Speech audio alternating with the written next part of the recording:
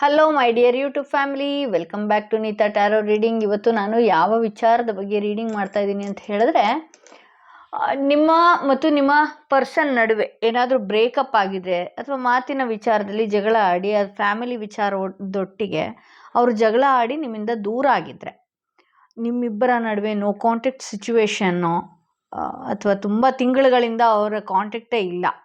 But ಆದರೂ ನಾನು ಅವ್ರು ಬರ್ತಾರೆ ಅನ್ನುವ ಹೋಪ್ ಇಟ್ಕೊಂಡಿದ್ದೀನಿ, ಅವ್ರು ಕಾಲ್ ಮಾಡ್ತಾರೆ ಅನ್ನುವ ಹೋಪ್ ಇಟ್ಕೊಂಡಿದ್ದೀನಿ ಅನ್ನೋರಿಗೆ ಇವತ್ತಿನ ರೀಡಿಂಗ್ ಆಗಿರುತ್ತೆ. ನಾವು ಆ ವ್ಯಕ್ತಿಗೆ ವೇಟ್ ಮಾಡಬೇಕಾ ಅಥವಾ ನಾವು ಮೂವ್ ಆನ್ ಆಗಬೇಕಾ, ಮುಂದುವರಿಬೇಕಾ ನಮ್ಮ ಲೈಫಲ್ಲಿ ಅಂತೇಳಿ. ಕೆಲವರು ಆ ವ್ಯಕ್ತಿಗಳು ದೂರ ಆಗಿದ್ರು ಕೂಡ ಅವ್ರನ್ನ ವೇಟ್ ಮಾಡೋದಾಗಿರ್ಬೋದು, ಮತ್ತೊಂದು ಮಾಡಿಕೊಂಡು ಇನ್ನೂ ಟೈಮ್ ವೇಸ್ಟ್ ಮಾಡ್ತಾ ಇರ್ತೀರಿ ಅಥವಾ ಅದೇ ಡಿಪ್ರೆಷನಲ್ಲಿ ಇರ್ತೀರಿ. ಕೆಲವ್ರು ಮದುವೆಗೆ ಅಂತೇಳಿ ಪ್ರೊಫೈಲ್ ಬಂದರೂ ಕೂಡ ಒಪ್ಕೊಂಡಿರಲ್ಲ. ಯಾವುದೋ ಪಾಸ್ಟ್ ಎಕ್ಸ್ ಲವರ್ ಆಗಿರ್ಬೋದು, ಗರ್ಲ್ ಫ್ರೆಂಡ್, ಬಾಯ್ ಫ್ರೆಂಡ್, ಏನೇ ಇರಬಹುದು. ಇನ್ನು ಕೆಲವ್ರ ವಿಚಾರದಲ್ಲಿ ಮದುವೆ ಆಗಿದ್ರೂ ಕೂಡ ಬಿಟ್ಟು ತುಂಬ ದೂರ ಹೋಗಿರ್ತಾರೆ ಅಥವಾ ಡಿವೋರ್ಸ್ ಲೆವೆಲ್ಗೆ ಹೋಗಿರುತ್ತೆ, ಇನ್ನೊಂದೋ ಮತ್ತೊಂದೋ ಆಗ್ತಾ ಇರುತ್ತೆ. ಅವ್ರು ಮತ್ತೆ ವಾಪಸ್ ಬರ್ತಾರೆ ಅನ್ನುವ ಹೋಪ್ ಇಟ್ಕೊಂಡಿರೋರ್ಗೂ ಕೂಡ ಈ ರೀಡಿಂಗ್ ಆಗಿರುತ್ತೆ. ಎಂದಿನಂತೆ 2 ಕಾರ್ಡ್ಗಳನ್ನ ನಿಮ್ಮ ಮುಂದೆ ಇಟ್ಟಿದ್ದೀನಿ. 2 ಕಾರ್ಡ್ಗಳ ಮೇಲೆ 2 ಸ್ಟೋನ್ಗಳನ್ನ ಇಟ್ಟಿದ್ದೀನಿ.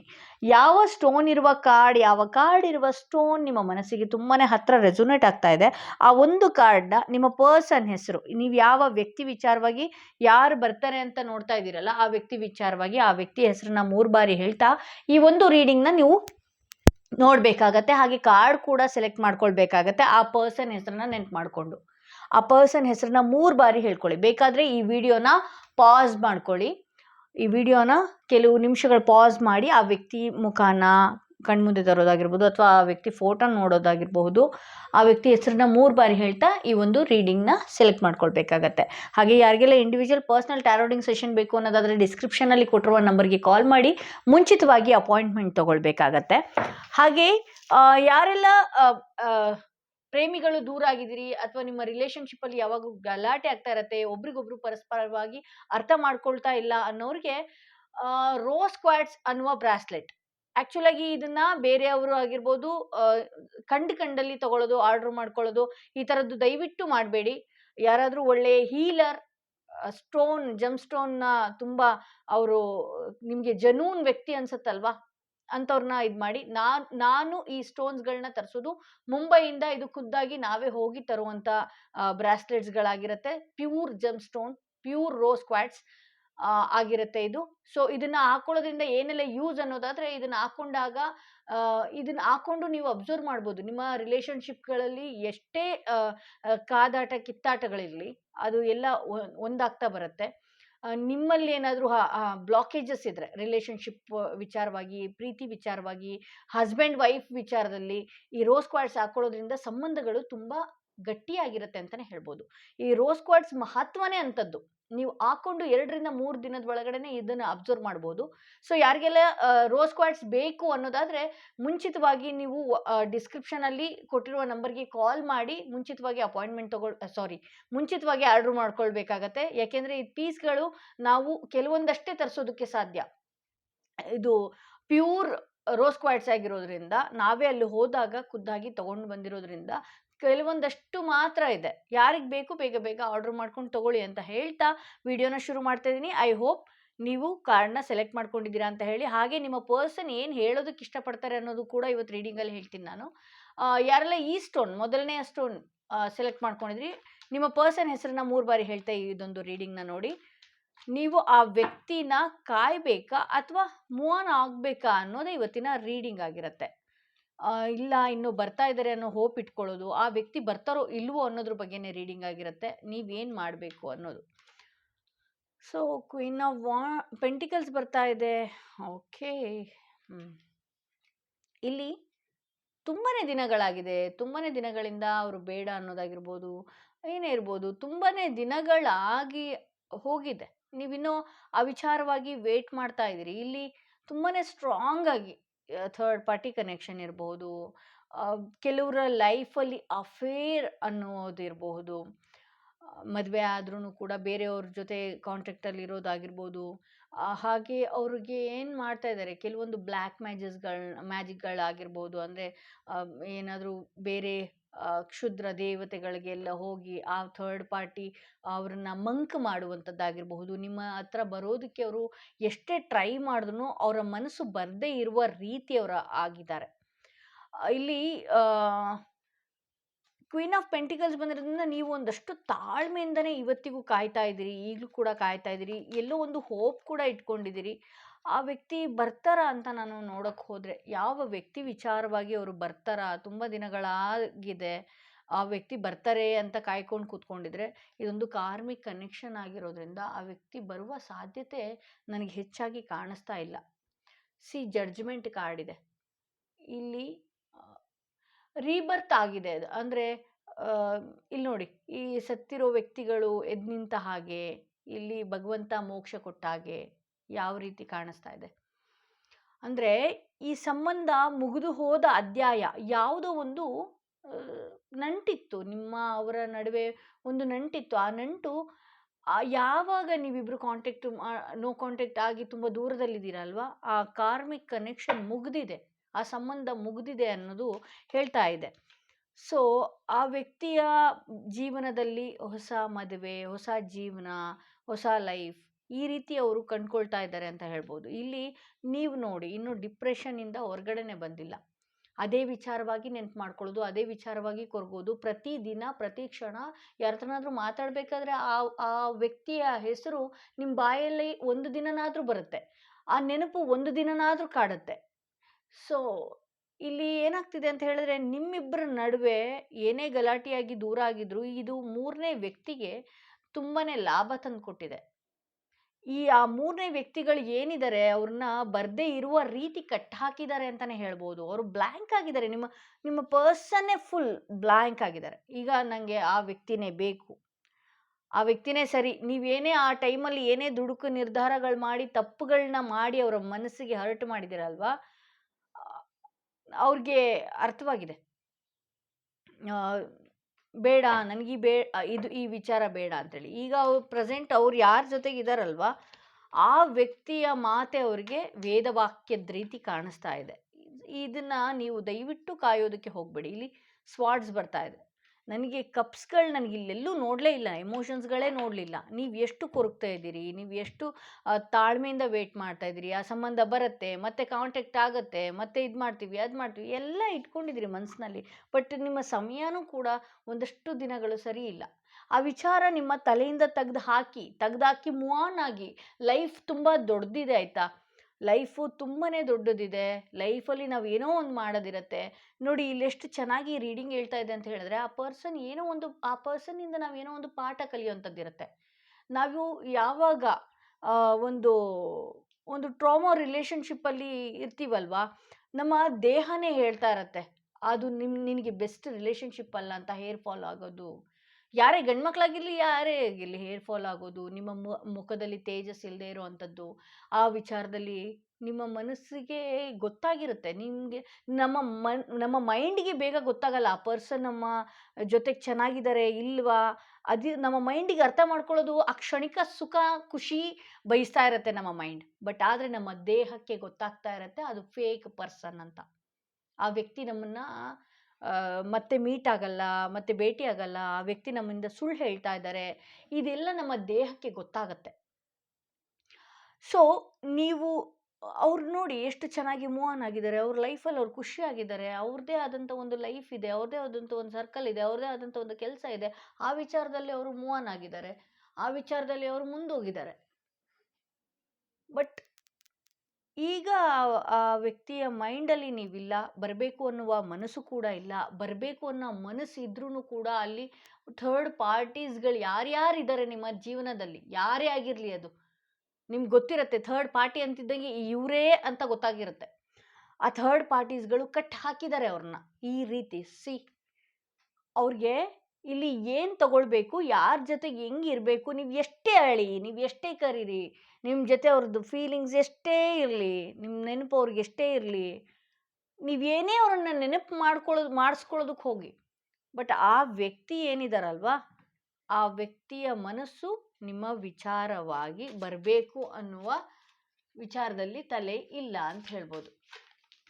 ಸೊ ಈ ವ್ಯಕ್ತಿ ನಿಮಗೆ ಏನು ಹೇಳೋದಕ್ಕೆ ಬಯಸ್ತಾ ಇದ್ದಾರೆ ನೋಡೋಣ. ಶಫಲ್ ಆಗಿ ಅದೇ ಬಿದ್ದಿದೆ.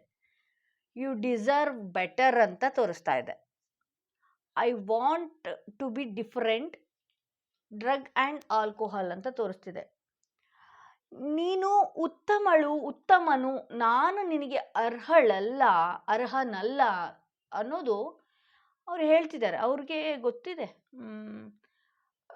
ಅಂದರೆ ನಾನು ನಿಂಗೆ ಅರ್ಹನಲ್ಲ ಅಂದರೆ ಅವರ ಥರ್ಡ್ ಪಾರ್ಟಿ ವಿಚಾರದಲ್ಲಾಗಿರ್ಬೋದು, ಅವ್ರ ವೈಯಕ್ತಿಕ ವಿಚಾರದಲ್ಲಾಗಿರ್ಬೋದು, ನೀವು ಎಷ್ಟೇ ಹತ್ತು ಕರೆದು ಎಷ್ಟೇ ಕಾಯ್ತಾ ಇದ್ರು ಅವ್ರಿಗೆ ನೀವೇನು ಅನ್ನೋದು ಅವ್ರಿಗೆ ಗೊತ್ತಿದೆ. ಬಟ್ ಆದರೆ ಅವ್ರಿಗೆ ನಿಮ್ಮ ಹತ್ರ ಬರೋದಕ್ಕೆ ಆಗ್ತಾ ಇಲ್ಲ. ಅವ್ರ ಮನಸ್ಸು ಕೂಡ ಅದೇ ಹೇಳ್ತಾ ಇದೆ, ನೀನು ನನಗಿಂತ ಉತ್ತಮ, ನೀನು ಏನು ಅನ್ನೋದು ನನಗೆ ಗೊತ್ತಿದೆ ಅನ್ನೋ ರೀತಿನೇ ಅವ್ರು ಹೇಳ್ತಾ ಇದ್ದಾರೆ. I want to be different ಅಂತ ತೋರಿಸ್ತಾ ಇದೆ. ನಾನು ಡಿಫ್ರೆಂಟ್ ಅಂದರೆ ವಿಭಿನ್ನವಾಗಿರಲು ಬಯಸ್ತೀನಿ. ನಾನೊಂಚೂರು ನಾನು ಡಿಫ್ರೆಂಟಾಗೇ ಇರಬೇಕು, ನಾನು ಹಂಗೆ ಇರೋದಕ್ಕೆ ಬಯಸ್ತೀನಿ ಅಂತ ಹೇಳ್ತಾ ಇದ್ದಾರೆ. Drugs and alcohol.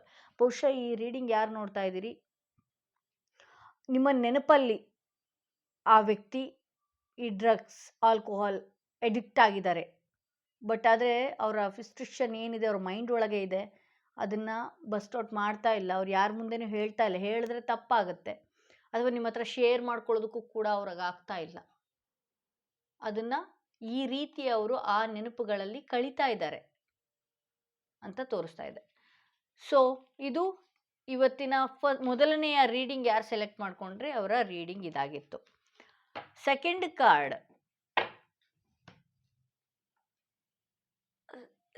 ಕಾರ್ಡ್, ಈ ಸ್ಟೋನ್ ಇರುವ ಕಾರ್ಡ್ ಯಾರು ಸೆಲೆಕ್ಟ್ ಮಾಡ್ಕೊಂಡ್ರಿ ನೋಡೋಣ ಅವರ ರೀಡಿಂಗ್ ಏನಾಗಿದೆ ಅಂತೇಳಿ. ನಿಮ್ಮ ಪರ್ಸನ್ ಹೆಸರನ್ನ 3 ಬಾರಿ ಹೇಳ್ತಾ ಈ ಒಂದು ರೀಡಿಂಗ್ನ ನೀವು ನೋಡಬೇಕಾಗತ್ತೆ. ಹಾಗೆ ಮತ್ತೊಮ್ಮೆ ಹೇಳ್ತಾ ಇದ್ದೀನಿ, ರಿಲೇಷನ್ಶಿಪ್ಗಳು ಸರಿ ಮಾಡ್ಕೊಳ್ಳೋದಕ್ಕೆ ಅಂತ ಹೇಳಿ ರೋಸ್ ಕ್ವಾಟ್ಸ್ನ ಆರ್ಡರ್ ಮಾಡಿಕೊಂಡು ನೀವು ತಗೊಳ್ಬೇಕಾಗತ್ತೆ. ಇದು ನಿಮ್ಮ ಸಂಬಂಧಗಳನ್ನ ಗಟ್ಟಿ ಮಾಡುತ್ತೆ. ಯಾರೆಲ್ಲ ಪದೇ ಪದೇ ಜಗಳ ಆಡಿಕೊಂಡು ನೋ ಕಾಂಟ್ಯಾಕ್ಟ್ ಮಾಡ್ಕೊಳ್ಳೋದು, ದೂರ ಹೋಗೋದು, ಮತ್ತೆ ಬರದೇ ಇಲ್ವೇನೋ ಅನ್ನೋ ಹೆದರಿಕೆ ಆಗೋದು, ಆಂಗ್ಸೈಟಿ, ಡಿಪ್ರೆಷನ್ ಈ ಥರ ಯಾರು ಅನುಭವಿಸ್ತಾ ಇದ್ದೀರಿ, ಇದು ಪ್ಯೂರ್ ಸ್ಟೋನ್ಸ್ ಆಗಿರೋದ್ರಿಂದ ನೀವು ಬೇಗನೆ ಮುಂಚಿತವಾಗಿ ಆರ್ಡ್ರ್ ಮಾಡ್ಕೊಳ್ಬೇಕಾಗತ್ತೆ. ಸೊ ನಿಮ್ಮ ಪರ್ಸನ್ ಹೆಸರನ್ನ 3 ಬಾರಿ ನೆನಪು ಮಾಡ್ಕೊಳ್ಳಿ. ಆ ವ್ಯಕ್ತಿ ನಿಮ್ಮ ಜೀವನಕ್ಕೆ ಬರ್ತಾರಾ, ಆ ವ್ಯಕ್ತಿಯ ಫೀಲಿಂಗ್ಸ್ ಏನಾಗಿದೆ ಪ್ರೆಸೆಂಟ್ ಮೂಮೆಂಟಲ್ಲಿ ಅನ್ನೋದು ನೋಡೋಣ. 10 ಆಫ್ ಸ್ವಾರ್ಡ್ಸ್ ಬರ್ತಾ ಇದೆ, 5 ಆಫ್ ಕಪ್ಸ್ ಬರ್ತಾ ಇದೆ, 9 ಆಫ್ ಸ್ವಾರ್ಡ್ಸ್ ಬರ್ತಾ ಇದೆ, ಫೂಲ್ ಬರ್ತಾ ಇದೆ. ಆ ವ್ಯಕ್ತಿ ನಿಮ್ಮ ವಿಚಾರದಲ್ಲಿ ಅವರು ಕೂಡ ಡಿಪ್ರೆಷನ್ ಲೆವೆಲ್ಗೆ ಹೋಗಿದ್ದಾರೆ. ಇಲ್ಲಿ ನೀವು ಕೂಡ ಡಿಪ್ರೆಷನ್ ಲೆವೆಲ್ಗೆ ಹೋಗಿದ್ರಿ. ಬರ್ತಾರೆ ಅನ್ನುವ ಹೋಪ್ ತುಂಬಾ ಇಟ್ಕೊಂಡಿದ್ರಿ. ಓಕೆ, ಇಲ್ಲಿ ನೈಟ್ ಆಫ್ ವಾಂಡ್ಸ್ ಬಂದಿರೋದ್ರಿಂದ ಆ ವ್ಯಕ್ತಿ ಎಷ್ಟೋ ಸಲ ಟ್ರೈ ಮಾಡಿದ್ದಾರೆ ನಿಮ್ಮೊಟ್ಟಿಗೆ ಬರೋದಾಗಿರಲಿ, ನಿಮ್ಮೊಟ್ಟಿಗೆ ಮಾತಾಡಬೇಕು ಅನ್ನೋದಾಗಿರಲಿ, ಎಷ್ಟೋ ಸಲ ಟ್ರೈ ಮಾಡಿದ್ದಾರೆ. ಬಟ್ ಆದರೆ ಅವ್ರಿಗೆ ನಿಮ್ಮ ಕೆಲವು ಸತ್ಯಗಳಾಗಿರಬಹುದು, ಅಥವಾ ನಿಮ್ಮ ಬಗ್ಗೆ ಬೇರೆಯವರು ಕೆಟ್ಟ ರೀತಿಯಲ್ಲಿ ಹೇಳುವಂಥದ್ದಾಗಿರಬಹುದು. ಈ ರೀತಿ ಎಲ್ಲ ಮಾಡ್ಕೊಳ್ಳೋದ್ರಿಂದ ಏನಾಗ್ತಾ ಇದೆ, ನಿಮ್ಮ ಪರ್ಸನ್ಗೆ ಮೈಂಡ್ ಡೈವರ್ಟ್ ಆಗ್ತಾ ಇದೆ. ಅವ್ರು ಬರಬೇಕು ಅಂತ ಟ್ರೈ ಮಾಡಿದ್ರು, ಹಿಂದೆ ಬರ್ತಾರೆ ಅನ್ನುವ ಹೋಪ್ ತುಂಬಾ ಇಟ್ಕೊಂಡಿದ್ರಿ. ಇದರಲ್ಲಿ ನೀವು ಕೂಡ ನಿಮ್ಮ ಹೆಲ್ತ್ ಬಗ್ಗೆ ಕೇರ್ ಮಾಡದೆ ತುಂಬಾ ಡಿಪ್ರೆಷನ್ ಲೆವೆಲಲ್ಲಿ ಹೋಗಿದ್ದೀರಿ. ನೀವಿನ್ನೂ ಈ ವ್ಯಕ್ತಿಗೆ ವೇಟ್ ಮಾಡಿಕೊಂಡೇ ಕೂತ್ಕೊಂಡ್ರೆ, ಬರ್ತಾರೆ ಅಂತ ಕೂತ್ಕೊಂಡ್ರೆ ನೀವು ಫೂಲ್ ಆಗೋದ್ರಲ್ಲಿ ಡೌಟೇ ಇಲ್ಲ. ನಿಮ್ಮಂಥ ಮೂರ್ಖರು ಯಾರೂ ಇಲ್ಲ. ಸೊ ಅವ್ರಿಗೆ ಒಂದಷ್ಟು ಹಣ, ಕೆಲಸ, ಅವ್ರ ಮನೆ ವಿಚಾರ ಈ ಥರದಲ್ಲಿ ಅವರು ಕಳೆದು ಹೋಗಿದ್ದಾರೆ. ಆಲ್ರೆಡಿ ಇಲ್ಲಿ 10 ಆಫ್ ಸ್ವಾರ್ಡ್ಸ್ ಬಂದಿರೋದ್ರಿಂದ ನಿಮಗೆ ಆ ವ್ಯಕ್ತಿ ವಿಚಾರವಾಗಿ ಎಷ್ಟು ಸತ್ಯ ಗೊತ್ತಾಗಬೇಕು ಅಷ್ಟು ಸತ್ಯನೂ ಗೊತ್ತಾಗಿದೆ. ನಿಮ್ಗೆ ಆಲ್ರೆಡಿ ಗೊತ್ತಾಗಿ ಕೂಡ ನಿಮಗೆ ಹಿಂದೆ ಈ ವ್ಯಕ್ತಿ ದೂರ ಆಗಿರೋದು ಹೇಳ್ತಾ ಇದ್ದೀನಿ. ಎಷ್ಟು ಚೆನ್ನಾಗಿ ಈ ವ್ಯಕ್ತಿ ದೂರ ಆಗಿದ್ದಾರೆ, ಯಾವ ವಿಚಾರಕ್ಕೆ ಅಂತ ಹೇಳಿದ್ರೆ ಇದು ಭಗವಂತಂದೇ ಕೃಪೆ ಆಗೋಗಿತ್ತು. ನಿಮ್ಮ ಡೆಸ್ಟಿನಿಯಲ್ಲಿ ಬೇರೆ ಹಣೆ ಬರನೇ ಬರೆದಿದ್ದಾನೆ ಭಗವಂತ ಅಂತಲೇ ಹೇಳ್ಬೋದು. ಈ ವ್ಯಕ್ತಿ ವಿಚಾರವಾಗಿ ಈ ರೀಡಿಂಗ್ ನೋಡೋದಕ್ಕಿಂತ ನಿಮಗೆ ತುಂಬ ಚೆನ್ನಾಗಿ ಗೊತ್ತಿದೆ ಈ ವ್ಯಕ್ತಿ ಏನು, ಎಷ್ಟರ ಮಟ್ಟಿಗೆ ನನ್ನನ್ನು ಮೋಸ ಮಾಡಿದ್ದಾನೆ ಎಲ್ಲನೂ ಗೊತ್ತಿದೆ. ಬಟ್ ಆದರೂ ಕೂಡ ಆ ಹಳೆಯ ನೆನಪು, ಆ ಹಳೆಯ ದಿನಗಳು ಏನಾಗ್ಬಿಟ್ಟಿದೆ ನಿಮಗೆ ಅಂತ ಹೇಳಿದ್ರೆ ಜನಗಳಿಗೆ ಮುಖ ತೋರಿಸೋದಕ್ಕಾಗ್ತಾಯಿಲ್ಲ. ಕೆಲವೊಬ್ರು ಶೋ ಆಫ್ ಮಾಡ್ಕೊಂಡಿದ್ದೀರಿ, ಈ ಸಂಬಂಧನ ದೊಡ್ಡದಾಗಿ ಹೇಳ್ಕೊಂಡು ಬೇರೆಯವ್ರ ಹತ್ರ ಎಲ್ಲ ಶೇರ್ ಮಾಡಿಕೊಂಡು ನಾವು ಚೆನ್ನಾಗಿರ್ತೀವಿ, ನಾವು ಮದುವೆ ಆಗ್ತೀವಿ, ನಾವು ಕೊನೆವರೆಗೂ ಜೊತೆಗೇ ಇರ್ತೀವಿ, ಅಥವಾ ಅವ್ರ ಕಡೆಯವ್ರಿಗೆ ನೀವೇ ಎದುರಾಕೊಂಡಿರೋದಾಗಿರ್ಬೋದು, ಅವರು ನಿಮ್ಮನ್ನ ಎದುರಾಕೊಂಡೋಗಿ ಈ ಥರದ್ದೆಲ್ಲ ಮಾಡ್ಕೊಂಡು ಬಿಟ್ಟಿದ್ದೀರಿ. ಈಗ ಅದೇ ಅದೇ ವಿಚಾರಕ್ಕೆ ಈಗ ಹೇಗಾಗ್ಬಿಟ್ಟಿದೆ ಅಂತ ಹೇಳಿದ್ರೆ ನಿಮಗೆ ಅಟ್ಲೀಸ್ಟ್ ಬೇರೆಯವರು ನನಗೆ ಎಲ್ಲ ನೋಡಿದರೆ ಈ ಸಂಬಂಧ ಬೇರೆಯವ್ರಿಗೆಲ್ಲ ಗೊತ್ತಾಗ್ಬಿಟ್ಟಿದೆ, ಹೇಗೆ ಬಿಡೋದು ಅನ್ನೋದು ಕೂಡ ಗೊತ್ತಾಗ್ತಾ ಇಲ್ಲ. Of and on off and on off and on ಪೂಜೆ ಮಾಡ್ತೀರಿ, ಪುನಸ್ಕಾರ ಮಾಡ್ತೀರಿ, ಮೆಡಿಟೇಷನ್ ಮಾಡ್ತೀರಿ, ಎಲ್ಲ ಮಾಡ್ತೀರಿ, ಮತ್ತು ಮನಸ್ಸು ಇದೇ ರೀತಿಯಾಗತ್ತೆ. ಮತ್ತು ಮನಸ್ಸು ಅದೇ ನೆನಪು, ಅದೇ ದಿನಗಳು, ಅದೇ ಹೋಪ್ಸು, ಎಲ್ಲ ಕಳೆದೋಗಿರೋ, ಎಲ್ಲ ಕಳ್ಕೊಂಡಿರೋ ರೀತಿನೇ ನೀವು ಇದ್ದೀರಿ. ನಿಮ್ಮ ಎನರ್ಜಿನೂ ಕೂಡ ಇದೆ. ಅವ್ರಿಗೂ ಕೂಡ ನಿಮ್ಮ ನೆನಪುಗಳು ತುಂಬಾ ಕಾಡಿದೆ, ತುಂಬಾ ಚುಚ್ಚಿದೆ. ಅವ್ರು ಸುಮ್ಮನೆ ಕುತ್ಕೊಂಡಾಗಲೂ ಕೂಡ ನಿಮ್ಮ ಬಗ್ಗೆ ಯೋಚನೆ ಮಾಡೋದಾಗಿರ್ಬೋದು, ಮನಸ್ಸಿಗೆ ನೆಮ್ಮದಿ ಇಲ್ಲದೆ ಇರೋ ರೀತಿ ಆಗಿದೆ. ಬಟ್ ಆದರೆ ಏನು ಮಾಡೋದು, ಅವರ ಲೈಫಲ್ಲಿ ಅವರು ಹೇಗಿರಬೇಕು ಅದನ್ನು ಅವರು ಯೋಚನೆ ಮಾಡಿದ್ದಾರೆ. ನನಗೆ ಈ ಲೈಫ್ ಸರಿ ಇಲ್ಲ ಅಂತಲೂ ತೋರಿಸ್ತಾ ಇದೆ. ಈ ಪ್ರೀತಿಯಲ್ಲಿ ಎಷ್ಟೋ ಸಲ ಜಗಳಗಳು, ಏರುಪೇರುಗಳು, ಇದು ಜೊತೆಯಲ್ಲಿ ಇದ್ದರೆ ಚೆನ್ನಾಗಿರಲ್ಲ ಅನ್ನೋದು ಅವರ ನಿರ್ಧಾರ ಆಗೋಗಿದೆ. ಸೊ ಈ ವ್ಯಕ್ತಿ ಬರ್ತಾರಾ ಅಂತ ಔಟ್ಕಮಲ್ಲೂ ನಾನು ನೋಡೋಕೆ ಹೋದರೆ 8 ಆಫ್ ಕಪ್ಸ್ ಬಂದಿರೋದ್ರಿಂದ ಈ ವ್ಯಕ್ತಿ ನನಗೆ ಈ ಸಂಬಂಧ ಬೇಡ, ತಾನಾಗಿ ತಾನೇ ಈ ವ್ಯಕ್ತಿನೇ ಡಿಸೈಡ್ ಮಾಡ್ಕೊಂಡ್ಬಿಟ್ಟಿದ್ದಾರೆ, ನನಗೆ ಈ ಸಂಬಂಧ ಬೇಡ, ಈ ಸಂಬಂಧ ಅಷ್ಟು ಸಮಂಜಸವಲ್ಲ. ಅವರ ಕಡೆಯವರು ಆಗಿರ್ಬೋದು, ಅಥವಾ ಯಾರೋ ಒಬ್ಬ ಫ್ರೆಂಡ್ಸ್ ಆಗಿರ್ಬೋದು, ಏನೇ ಇರ್ಬೋದು, ಅವರನ್ನು ಮ್ಯಾನಿಪುಲೇಟ್ ಮಾಡೋದಾಗಿರ್ಬೋದು, ಈ ಥರದ್ದೆಲ್ಲ ಮಾಡ್ತಾ ಇರೋದ್ರಿಂದ ನನಗೆ ಈ ಸಂಬಂಧ ಸಾಕು, ಬೇಡ ಅನ್ನೋ ರೀತಿಯೇ ಅವರು ಆಗಿದ್ದಾರೆ. ಇಲ್ಲಿ ನೀವು ಮರೆಯೋದು ತುಂಬಾ ಕಷ್ಟ ಆಗಿದೆ, ಅವರು ಕೂಡ ಮರೆಯೋದು ತುಂಬಾ ಕಷ್ಟ ಆಗಿತ್ತು, ಕಷ್ಟ ಆಗ್ತಾ ಇದೆ. ಇವತ್ತಿಗೂ ಕೂಡ ಅವ್ರಿಗೆ ನಿಮ್ಮ ನೆನಪಿದೆ. ಸೊ ಆ ವ್ಯಕ್ತಿ ಏನು ಹೇಳೋದಕ್ಕೆ ಬಯಸ್ತಾ ಇದ್ದಾರೆ ಅಂತ ಹೇಳಿದ್ರೆ, I need to figure myself out ಅಂತ ತೋರಿಸ್ತಿದೆ. ನಾನು ನನ್ನನ್ನು ಕಂಡುಹಿಡಿಯಬೇಕು, ಅಂದರೆ ನಾನು ನನ್ನನ್ನು ಕಂಡುಹಿಡ್ಕೊಳ್ಬೇಕು. ದಯವಿಟ್ಟು ನಾನು ಒಬ್ಬ ಮನುಷ್ಯನಾಗಬೇಕು, ನಾನು ನನ್ನನ್ನು ಕಂಡುಹಿಡ್ಕೊಳ್ಬೇಕು. ಯಾವಾಗಲೂ ನಿನ್ನ ಪ್ರಶ್ನೆಗಳಿಗೆ ನಾನು ಉತ್ತರ ಕೊಡೋದು, ಯಾವಾಗಲೂ ನಿನ್ನ ಡೌಟ್ಸನ್ನ ಕ್ಲಿಯರ್ ಮಾಡ್ಕೊಳ್ಳೋದು, ಇದೆಲ್ಲದಕ್ಕಿಂತ ನಾನಾಗೇ ಇಲ್ಲ ಇತ್ತೀಚೆಗೆ. ನನ್ನನ್ನು ದಯವಿಟ್ಟು ಬಿಟ್ಟುಬಿಡು, ನಾನು ಪಾಡಿಗೆ ನನ್ನ ಇರೋದಕ್ಕೆ ಬಿಡು, ನಾನಾಗಿರಬೇಕು ಅನ್ನುವ ರೀತಿ ಹೇಳ್ತಾ ಇದ್ದಾರೆ. Please do what is best for your heart. ನಿನ್ನ ಮನಸ್ಸಿಗೆ ಏನು ಬೆಸ್ಟ್ ಅನ್ಸುತ್ತಲ್ವಾ, ದಯವಿಟ್ಟು ಅದನ್ನು ಮಾಡು ಅಂತ ಹೇಳ್ತಾ ಇದ್ದಾರೆ. ನಿನ್ನ ಹೃದಯಕ್ಕೆ, ನಿನ್ನ ಮನಸ್ಸಿಗೆ ಏನು ಒಳ್ಳೆಯದಾಗತ್ತೆ, ಏನು ಸರಿ ಅನಿಸುತ್ತೆ ಅದನ್ನು ಮಾಡು. ಈಗ ನನ್ನ ವಿಚಾರಗಳನ್ನ ಬಿಟ್ಟುಬಿಡು ಅನ್ನುವ ರೀತಿ ಆ ವ್ಯಕ್ತಿ ಹೇಳ್ತಾ ಇದ್ದಾರೆ. You are too nice, I don't deserve your kindness ಅಂತ ತೋರಿಸ್ತಾ ಇದೆ. ಅಂದರೆ you are too nice, I don't deserve your kindness. ನೀವು ತುಂಬಾ ಒಳ್ಳೆಯವರು, ಬಟ್ ನಾನು ನಿಮಗೆ ಅರ್ಹಳಲ್ಲ. ನೀವು ಒಳ್ಳೆ ವ್ಯಕ್ತಿನೇ, ನಿಮ್ಗೆ ನಾನು ತುಂಬಾ ನೋವು ಕೊಟ್ಟಿದ್ದೀನಿ, ತುಂಬಾ ನಿಮ್ಮ ಈ ವಿಚಾರವಾಗಿ ತುಂಬ ಪಶ್ಚಾತ್ತಾಪ ಪಡಿಸಿಬಿಟ್ಟಿದ್ದೀನಿ, ಎಷ್ಟು ಬೇಕೋ ಅಷ್ಟು ಹರ್ಟ್ ಮಾಡಿದ್ದೀನಿ. ಹಾಗೆ ನೀವು ಕೂಡ ನನಗೆ ಅಷ್ಟೇ ಹರ್ಟ್ ಮಾಡಿದ್ದೀರಿ. ಈ ಸಂಬಂಧ ಸಾಕಾಗಿ ಹೋಗಿದೆ, ನಾನೇ ಬೇಡ ಅಂತ ಬಿಟ್ಟಿದ್ದೀನಿ. ಬಟ್ ಆದರೂ ಕೂಡ ನೀನು ಒಳ್ಳೆಯವಳು, ಬಟ್ ನಾನು ನಿನಗೆ ಒಳ್ಳೆಯವನು, ನಾನು ನಿನಗೆ ಅರ್ಹನಲ್ಲ ಅನ್ನೋದು ಈ ರೀಡಿಂಗಲ್ಲಿ ನಿಮ್ಮ ಪರ್ಸನ್ ಹೇಳ್ತಾ ಇದ್ದಾರೆ. ಅವರ ಮನಸ್ಸಿನ ಮಾತು ಇದಾಗಿತ್ತು. ಸೊ ಇದು ಸೆಕೆಂಡ್ ಕಾರ್ಡ್ ಯಾರು ಸೆಲೆಕ್ಟ್ ಮಾಡ್ಕೊಂಡ್ರಿ ಅವರ ರೀಡಿಂಗ್ ಇದಾಗಿತ್ತು. ಯಾರೆಲ್ಲ ಫಸ್ಟ್ ಟೈಮ್ ನನ್ನ ವಿಡಿಯೋ ನೋಡ್ತಿದ್ದೀರಿ ದಯವಿಟ್ಟು ಸಬ್ಸ್ಕ್ರೈಬ್ ಮಾಡೋದನ್ನ ಮರಿಬೇಡಿ ಅಂತ ಹೇಳ್ತಾ ಈ ವಿಡಿಯೋನ ಇಲ್ಲಿಗೆ ಮುಗಿಸ್ತಾ ಇದ್ದೀನಿ.